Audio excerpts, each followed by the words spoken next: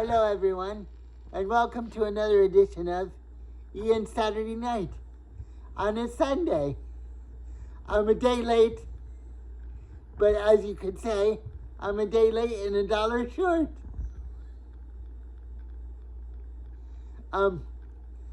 I've had an emotional week, an emotional time. I'll tell you a little bit about it. My aide is wonderful. Let me say straight away, she's a wonderful person. But she came a couple days ago. She texted me, and she said she hurt her back and needed a high bed. And I said I would talk to my mom, and so I'm still going through that. But then I texted her and said I feel very uncomfortable with a higher bed because it gives me a feeling of great fear having a high bed, because it reminds me of a hospital, having a hospital bed and being in the hospital. And I just have a great fear of heights. So I said no to the high bed, and so we agreed to have a little timeout. And this makes me sad because she's a wonderful aide, and it just makes me sad. So I just hope that I did the right thing, and I texted her Happy Mother's Day, and no response. I also sent her a present of the paints. I sent her some paints because she wanted to paint and start painting like Bob Ross, which I think is a wonderful idea to help her get started. Bob Ross isn't my favorite, but he's opened up a lot of people to creativity, and that should be respected. I have no issue with that. I think it's a good thing, but I don't know how Bob Ross does it. He makes everything seem so simple. Maybe it is simple, but I'm not a nature painter. But there's nothing bad about Bob Ross. He's wonderful in his own way. Anyway, I digress. And Zoe wanted to paint, so I got her some paints. But I texted her a couple times. There's been no response. So that makes me feel bad. It also makes me feel like she doesn't think me as a friend anymore, because we have this timeout, and I'm not a client right now, so she's not a friend. So I have those feelings going on inside me, and it doesn't feel good. It's also a big change not to have her, in the weekends. So it ended. It came across weird to me because she communicated by text message. She wanted to meet me. I said I couldn't meet her at the appointed time because she wanted to meet early in the morning. So she just texted me, and she wasn't really it wasn't like she was totally informal, but there was no usual warmth in the message. So maybe that's a little too much for me to expect or ask, but I thought of myself more as a friend than a client. Maybe that's my mistake, but I've known her for 20 years, and I wouldn't feel this way if I didn't know her for so long. So in that sense, I feel bad. But it will work out, and I hope she enjoys the paint set, and I hope she had a happy Mother's Day, because I know she deals with a lot, and things are not easy. I just feel bad because I think of myself more as a friend, but maybe that's my own ego coming to the fore. So it's been a hard week. What else is going on? I'm just getting used to, a Sunday night, and it's raining outside, And I seem to like watching shark movies, so I'm going through a phase because I find sharks very interesting because they're much maligned, and I'm always for the underdog. I'm always for the underdog in life.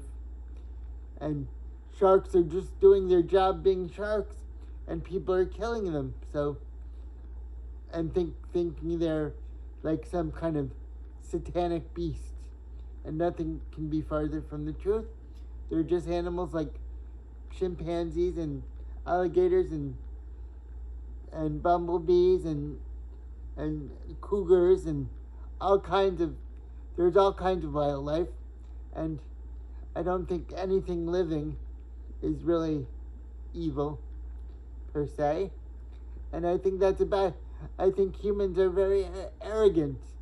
Some of you could write in comments, and you might take issue with what I've said, but I've always tried to be very reasoned in my judgments and very thoughtful, and I think to some degree we humans are very arrogant.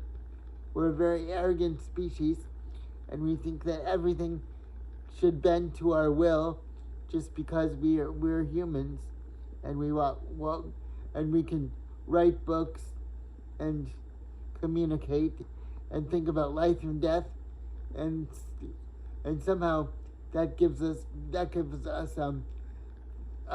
carte blanche to do what we can to the natural world, because we think about we have a sense of self, and we can ponder our own mortality. But I know a lot of species can probably ponder their own mortality. Coco, the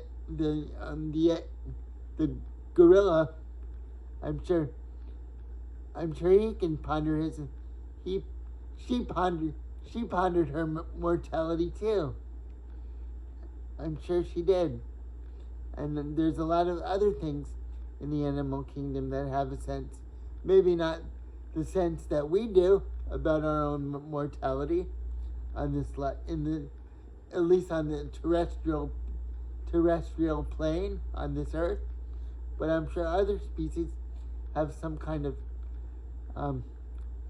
sense of this too. So I just think it's arrogant that humans think they're the best and the greatest, when all these other animals are just trying to survive just like we are, because we're animals.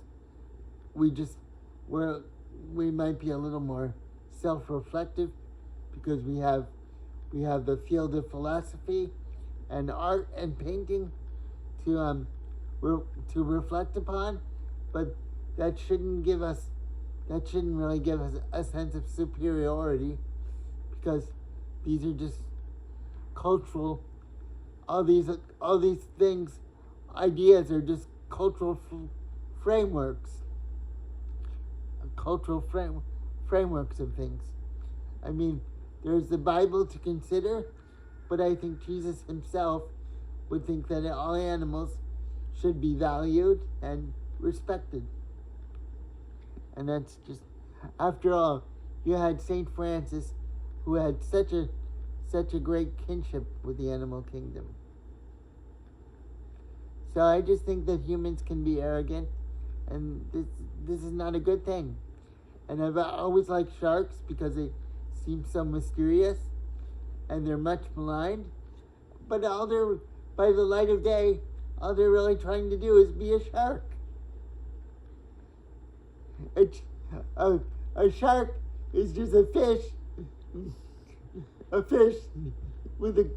who looks grouchy. That's all a shark is. It's a fish that looks grouchy, who woke up in the wrong side of the bed. Anyway, some of you may not appreciate my silly sense of humor, but I go on. And also, I felt a little lonely lately in regard to, personal situations. with my aide, of course, as I mentioned previously, and also just in the romantic field. It's an adjustment for me, not having a love interest. It's a hard lesson, especially since my heart was so open. I got burned from flying too close to the sun. It doesn't really make sense to me because I acted with my heart wide open, and I reasoned things through very much like a Libra. I tried to balance the scales in the way that I could, and I got burned. So it's a very hard lesson. A very hard lesson. So in many ways, I feel very existential. But I'm going to go on writing. I'm going to start painting. I am going to start painting again. I know that I will. I just don't know when. I don't really feel blocked as a person. I just did a speech on stage, and I got paid for it, and so that all this is positive. And it was a breakthrough for me because I faced my fear in that way. Because I've always had I'm very good in front of the camera. I'm very relaxed with you guys, but public speaking makes me a bit nervous. So I feel I don't want to make a practice of feeling proud of myself by any stretch of the imagination, but in this regard, I faced my fear and I did well. So that's all good.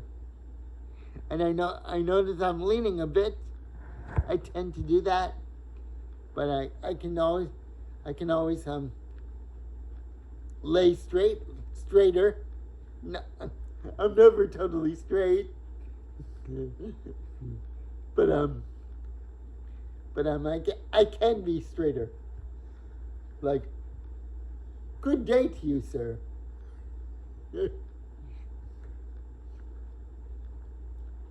How are you today? I'm having an awesome time. Just a little deadpan humor there. And I also saw Cheech and Chong's latest movie. It was okay. I was expecting a little more, actually. But I'm glad they're still going strong. They're in this movie. It's a trip down nostalgia lane. And I enjoyed it, but I got a little sleepy during the middle, so. But it was interesting to see them again. It's a time capsule, Cheech and Chong, and they made their mark. They made their mark upon pop culture. Okay, everyone, I covered a lot of bases, and see you next week. Bye, everybody.